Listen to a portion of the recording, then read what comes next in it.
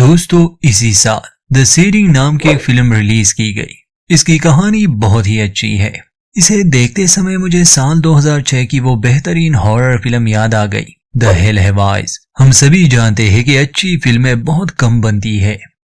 खैर, तो इस सीडिंग नामी फिल्म की कहानी वेंडम स्टोन नाम के एक हाइकर के बारे में है, जो एरिज़ोना के एक वीरान इलाके में किसी खास काम से जाता है और वापस आते समय वो किसी से मिलता है जिससे उसकी जिंदगी बदल गई। आगे इस कहानी को विस्तार से जानेंगे। हमारे चैनल पर नए हैं तो सब्सक्राइब जरूर कर दे। जैसे ही फिल्म की कहानी शुरू होती है तो हमें एक छोटा बच्चा दिखाया जाता है, एक अकेला बच्चा जो इस वीरान और गर्म इलाके में था। और इससे भी अजीब बात ये थी कि वो बच्चा किसी इंसान की उंगली खा रहा था। सब कुछ बहुत ही खुलकर दिखाया गया है। और इसके बाद हम देखते हैं वेंडम नामी व्यक्ति को अपनी एक गाड़ी में, जो एरिज़ोना के एक वीरान इलाके में आ चुका था, आबादी से सैकड़ों किलोमीटर दूर। गाड़ी के लिए रास्ता यहीं पर खत्म होता था। वो अपना बैग, खाना और कैमरा लिए एक ऊंची जगह पर चला जाता है। असल में आज के दिन सूर्य ग्रहण होने वाला था और वेंडम को उसकी तस्वीरें लेनी थी। बाकी का समय वो वहीं बिताता है और शाम होने से कुछ घंटे पहले ही वो वापस आने लगा। मगर रास्ते में उसे एक लड़का मिला। वो लड़का रो रहा था। वेंडम उसे देखकर हैरान भी था। वो लड़का कहता है कि मैं खो गया हूँ। वेंडम एक लम्हे के लिए सोचता है, आसपास देखता है कि शायद इसका परिवार आया होगा। वहाँ कोई नहीं था तो वेंडम फैसला करता है कि वो उसे अपने साथ ले जाएगा। मगर वो लड़का दूसरी दिशा में जाने लगा। कहता है कि मेरे माता पिता वहाँ है। ना चाहते हुए वेंडम को उसके पीछे पीछे जाना पड़ा। वो उसे रुकने का कह रहा था कि वहाँ कुछ नहीं है, यहाँ तक कि वो लड़का वेंडम को बहुत दूर ले आया। फिर वो रुक जाता है, उससे पानी मांगता है और अंत में वो मुस्कुरा कर चला गया, जैसे वो जानबूझकर उसे यहाँ लाना चाहता था। यहाँ वेंडम अपना फैसला बदल देता है। उसे एहसास हो चुका था कि उसने गलती कर दी। जल्द ही अंधेरा होने वाला था। वो अपनी गाड़ी से इतना दूर आ गया था कि अगर वो चलता रहा तो अंधेरे में भटक जाएगा। और वही हुआ, वो भटक जाता है।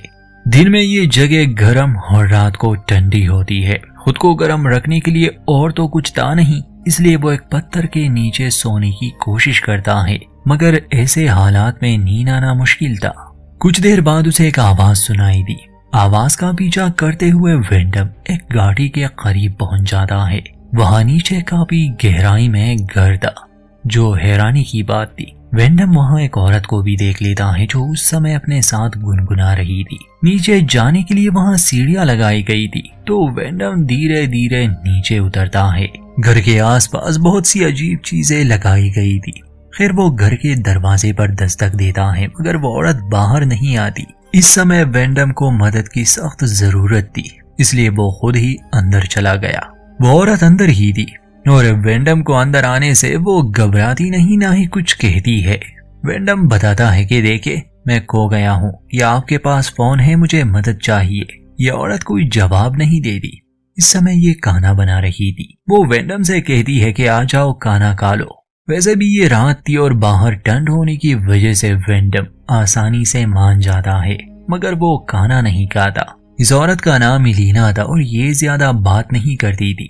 वेंडम उसे बताता है कि मैं एक लड़के की मदद करना चाहता था, मगर बाद में उसने मुझे इसे वीराने में छोड़ दिया और मैं खो गया। इलीना कहती है कि अब तुम्हें सोना चाहिए। वेंडम को अजीब लगता है कि ये औरत एक अजनबी को इतनी आसानी से अपने घर में रहने दे रही है, मगर वैसे भी अब वेंडम के पास और कोई चारा नहीं था, तो इलीना की बात मानकर वो रात वहीं बिताने का फैसला करता है। ये इलीना बड़ी ही अजीब सी औरत थी। भला कौन इस जगह में रहना चाहेगा, मगर ये रह रही थी। रात को वो वेंडम के सामने ही कपड़े उतारकर खुद को साफ करने लगी। खैर, सुबह होती है। वेंडम अपना सामान लिए यहाँ से निकलने वाला था। उस समय एलिना सो रही थी, इसलिए वेंडम कुछ पैसे छोड़ देता है। वो बाहर आकर देखता है कि जिस सीढ़ी से कल रात वो यहाँ नीचे आया था, अब वो वहाँ नहीं थी। ये जगह बहुत गहराई में थी। चारों ओर पहाड़ थे यहाँ से बाहर निकलने का और कोई रास्ता उसे नजर ही नहीं आता, और सच तो ये था कि और कोई रास्ता था ही नहीं। वेंडम को कुछ समझ ही नहीं आ रहा था। एलिना जागती है तो वेंडम उससे पूछता है कि वो सीढ़ी कहाँ गई जिससे कल रात में यहाँ आया था। पहले तो एलिना सही से कोई जवाब नहीं देती, फिर कहती है कि मुझे नहीं पता वो कहाँ है, वो लोग कभी कभी उसे रखते हैं। तो वेंडम पूछता है कि क्या यहाँ और भी लोग हैं, जिस पर एलिना कुछ नहीं कहती। वेंडम आसपास की तस्वीरें लेने लगा। सामने के पत्थरों पर कुछ चित्र बनाए गए थे और दोपहर को वो पहाड़ी पर चढ़ने की नाकाम कोशिश करता है। मजबूरन उसे दूसरी रात भी यहीं बितानी पड़ी। अगले दिन वो एलिना के घर से कुछ सामान लेता है, जैसे एक हथौड़ी और एक कपड़ा जिससे वो हाथों पर लपेटता है, क्योंकि पत्थर बहुत गर्म होते हैं दिन के समय।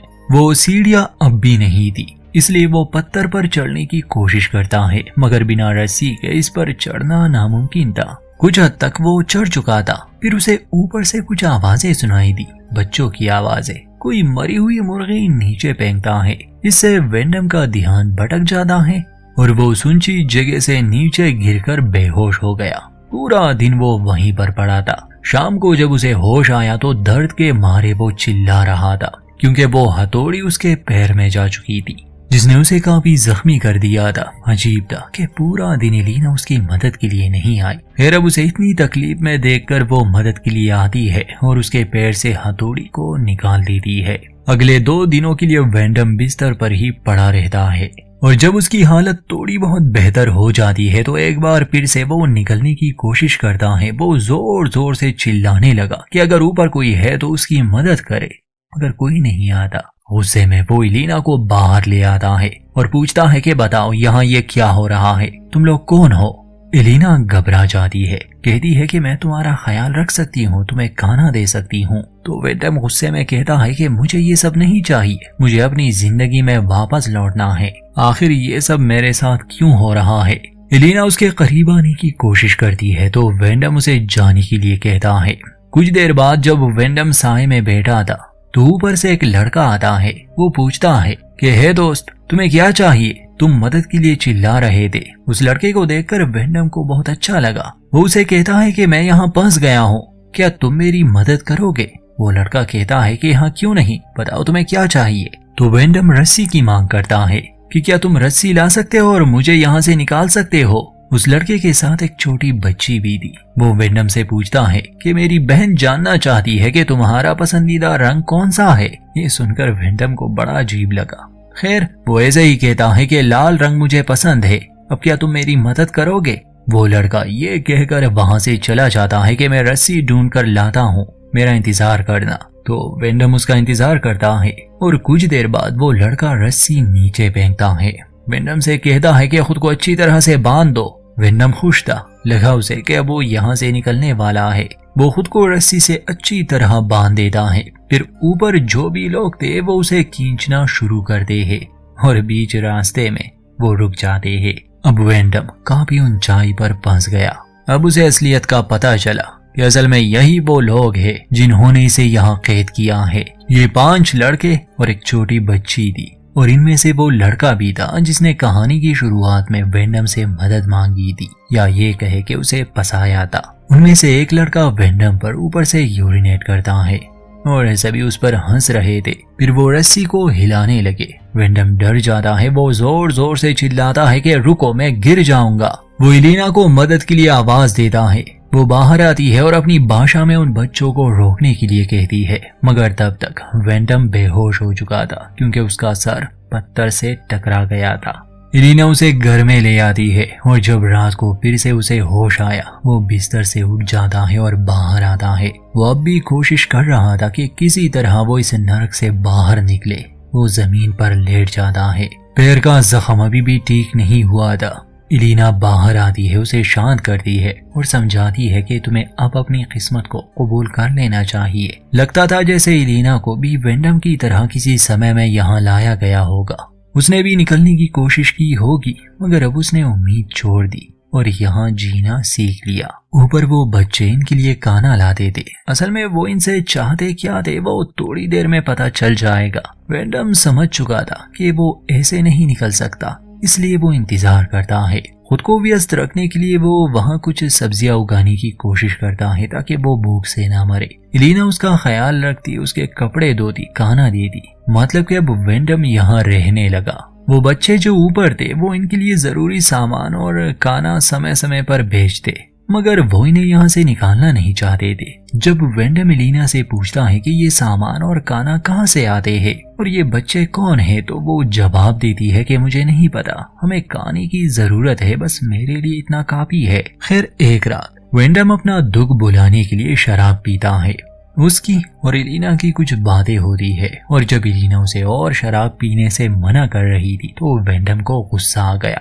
कहता है कि मैं कोई बच्चा नहीं हूँ कि तुम जो कहोगी मैं वही मानूंगा, मैं एक मर्द हूँ। और इसके बाद जब एलिना उसके सामने अपने कपड़े उतार देती है तो नशे की हालत में वेंडम अपने आप पर काबू नहीं रख पाता और एलिना से फिजिकल हो जाता है।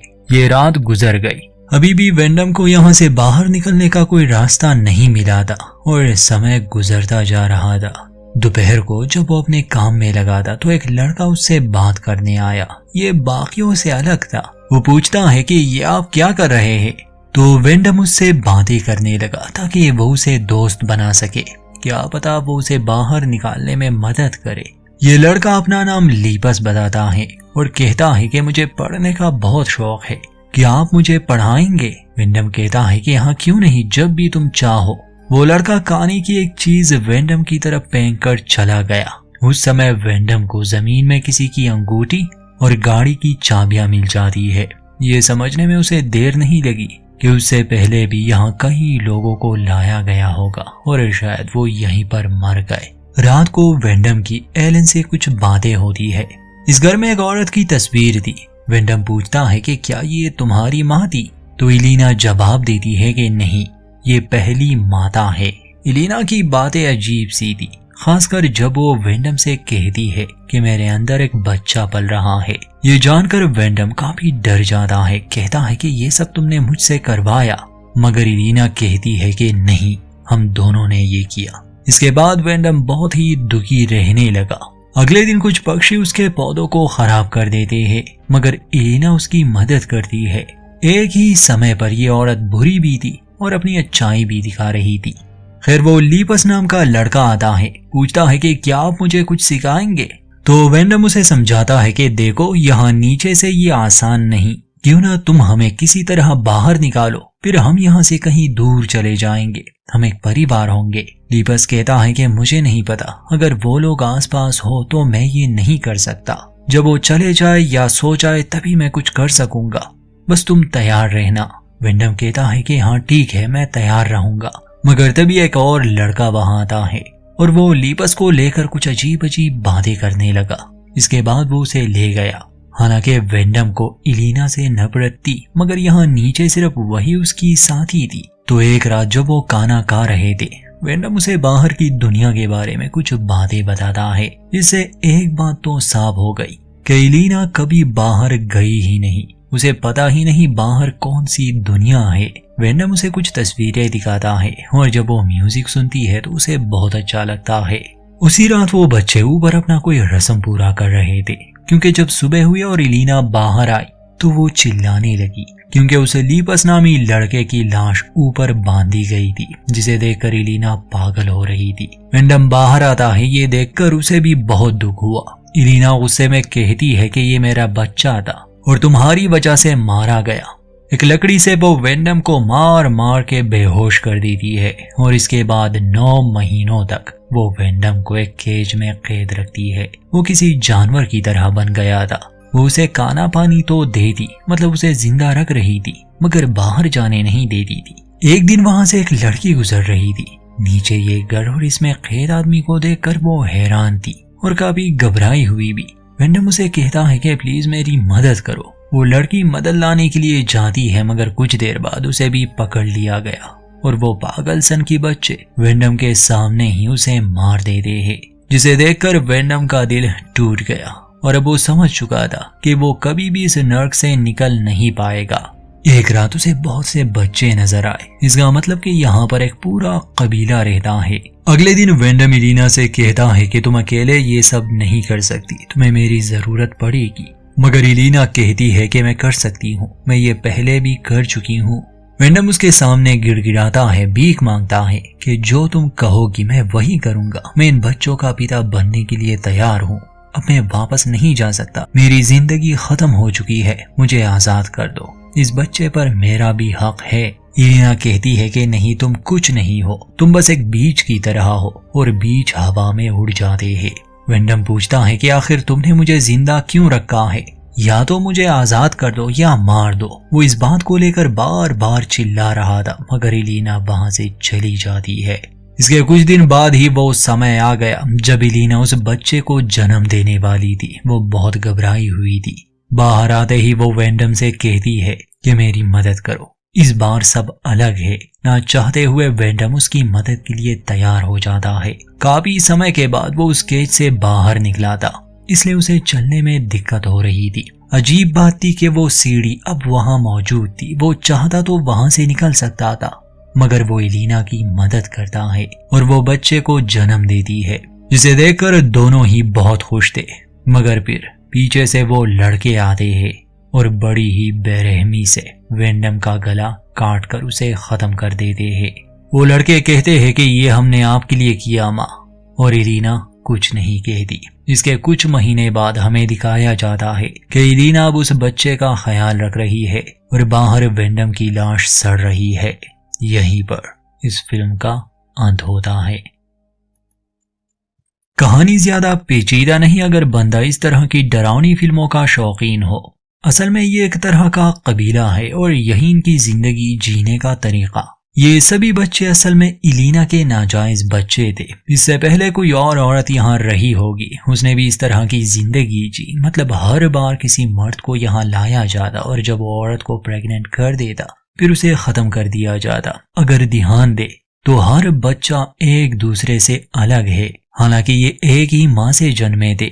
इलीना असल में कोई विक्टिम नहीं थी, बल्कि ये सब उसी के कहने पर हो रहा था, जैसे उसकी माँ ने उसे सिखाया होगा। लीपस नामी वो लड़का इनकी तरह पागल नहीं था और जब इलीना को ऐसा लगा उसने अपने बाकी बच्चों को उसे खत्म करने के लिए कहा। वो रोना धोना बस एक नाटक था। इनका अपना ही बनाया हुआ कोई धर्म था, अपनी भाषा थी और जिंदगी जीने के अलग उसूल, जो हमें तो सरासर गलत लगते हैं मगर इनकी नजर में वो बिल्कुल सही थे। किसी ने इस सब की शुरुआत तो की होगी। घर में जिस औरत की तस्वीर थी, ये शुरुआत उसी ने की थी। जब इलीना कहती है कि ये पहली माता है, तो मेरे हिसाब से इस जॉनरा में ये काफी डिस्टर्बिंग फिल्म है। उम्मीद करते हैं हमारी एक्सप्लेनेशन आपको पसंद आई होगी, तो लाइक करना ना भूले और कहानी को लेकर अपनी राय जरूर दे।